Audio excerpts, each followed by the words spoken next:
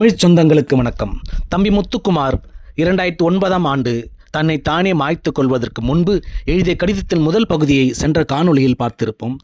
அதன் இரண்டாவது பகுதி இதோ உங்களுக்காக. ஜாலியன்வாலாபாகில் வெள்ளையன் கொன்றான் என்றார்களே, இப்பொழுது இவர்கள் இலங்கையில் உள்ள முல்லைத்தீவிலும் வன்னியிலும் செய்வதென்ன? அங்கு கொல்லப்படும் குழந்தைகளை பாருங்கள். உங்கள் குழந்தைகள் நினைவுக்கு வரவில்லையா? கற்பழிக்கப்படும் பெண்களை பாருங்கள். உங்களுக்கு அது போன்ற வயதில் ஒரு தங்கையோ அக்காவோ இல்ல பெண் பிள்ளையோ இல்லையா? ராஜீவ் கொல்லப்பட்ட போது காங்கிரசின் முக்கிய தலைவர்கள் ஏன் அவருடன் இல்லை? கூட்டணி கட்சி தலைவரியான ஜெயலலிதா தமிழ்நாட்டில் ராஜீவ் கலந்து கொள்ளும் ஆகப்பெரிய பொதுக்கூட்டத்தில் ஏன் பங்கெடுக்கவில்லை என்பதான கேள்விகள் கேட்கப்படாமலும் இவர்களால் பதில் சொல்லப்படாமலும் கிடக்கின்றன. மக்களே, யோசியுங்கள். இவர்கள்தான் உங்கள் தலைவர்களா? பணம், அடியாள் பலம் ஆகியவற்றை கொண்டு மிரட்டல் அரசியல் நடத்தி வரும் இவர்கள் நாளை நம்மீதே பாயமாட்டார்கள் என்பதற்கு என்ன நிச்சயம்? அப்படி பாய்ந்தால் யார் நம் பக்கம் இருக்கிறார்கள்? கலைஞரா?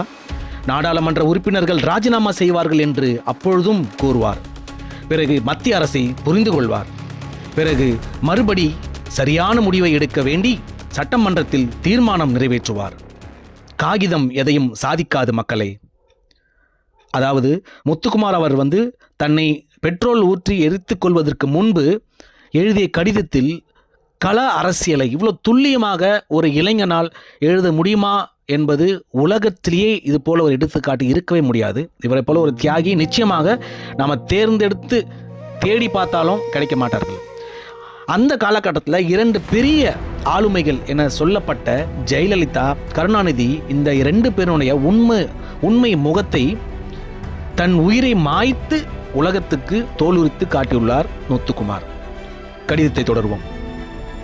இப்பொழுது உலகத் தமிழின தலைவர் என்ற பட்டப்பெயரை சூட்டிக்கொள்ளவும், தமிழ்நாட்டில் இருக்கும் பணத்தை எல்லாம் தன் குடும்பத்திற்கே உரித்தாக்கவும் விரும்புகிற தேர்தல் கால தமிழர் கலைஞர் மக்களின் கோபத்தை எதிர்கொள்ள முடியாமல் பயந்து மருத்துவமனையில் போய் ஒளிந்து கொண்டுள்ளார்.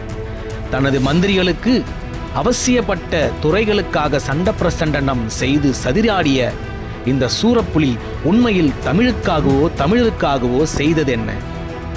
ஒரு முறை அவரே சொன்னார், தேனெடுத்தவன் புறங்கையை நக்காமலா இருந்திருப்பான் என்று. இவருடைய பம்மலாட்டத்தை எல்லாம் பார்த்தால் ரொம்பவே நக்கியிருப்பார் போல் இருக்கிறதே. பட்டினி போராட்டத்தின் மூலம் களம் இறங்கியிருக்கும் சட்டக்கல்லூரி மாணவர்களே, உங்கள் போராட்டம் வெற்றி பெற சக தமிழனாக நின்று வாழ்த்துகிறேன். உங்களோடு களம் இறங்க முடியாமைக்கு வருந்துகிறேன். ஈழத்தமிழர் பிரச்சனை மட்டுமல்ல, காவிரி தண்ணீர் பிரச்சனையானாலும் சரி, தமிழர்களுக்கு எந்த பிரச்சனையானாலும் சரி, முதலில் களம் காண்பவர்கள் நீங்கள், வழக்கறிஞர்களும் தான். இந்த முறையும் 4 மாதங்களுக்கு முன்பாகவே களத்தில் இறங்கியவர்கள் நீங்கள், இரண்டு தரப்பும் தான். உங்களுடைய இந்த உணர்வை மழுங்கடிக்கவே திட்டமிட்டு இந்திய உளவுத்துறை ஜாதிய உணர்வை தூண்டிவிட்டு அம்பேத்கர் சட்டக்கல்லூரி அனர்த்தத்திற்கு வழிவகுத்திருக்குமோ என்பது எனது சந்தேகம். உலகம் முழுக்க மக்களுக்கான புரட்சி போராட்டங்களில் முன்கை எடுப்பவர்களாக இருந்தது மாணவர்கள் என்ற சாதிதான்.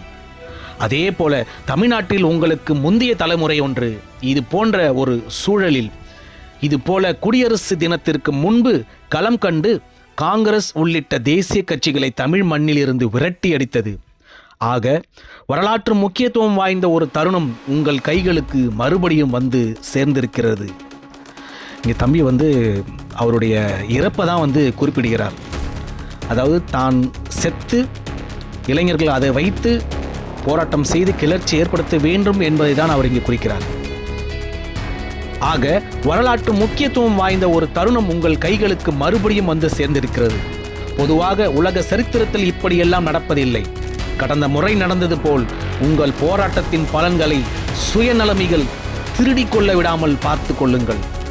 மாணவர்களின் போராட்டத்தின் பலன்களை அபகரித்து தான் ஆட்சிக்கு வந்தது திராவிட முன்னேற்றக் கழகம். முதலில் செய்தது என்ன? மாணவர்கள் அரசியலில் ஈடுபடக்கூடாது என்பதற்காக சட்டத்தை போட்டதுதான். ஆட்சிக்கு வந்த அது தமிழின உணர்வை மழுங்கடித்தது. ஒட்டுமொத்த தமிழினத்தையும் மகஜர் கொடுக்கும் ஜாதியாக மாற்றியது. அந்த மரபை அடித்து நொறுக்குங்கள். மனு கொடுக்கச் சொல்பவன் எவனாக இருந்தாலும் அவனை நம்பாதீர்கள். நமக்குள்ளிருக்கும் ஜாதி மதம் போன்ற வேறுபாடுகளை எரித்து கொள்ள இதுதான் தருணம். கடிதத்தின் அடுத்த பாகம் அடுத்த 24 மணி நேரத்தில் அடுத்த காணொளியில் நான் வழங்கியிருக்கிறேன். நன்றி, வணக்கம்.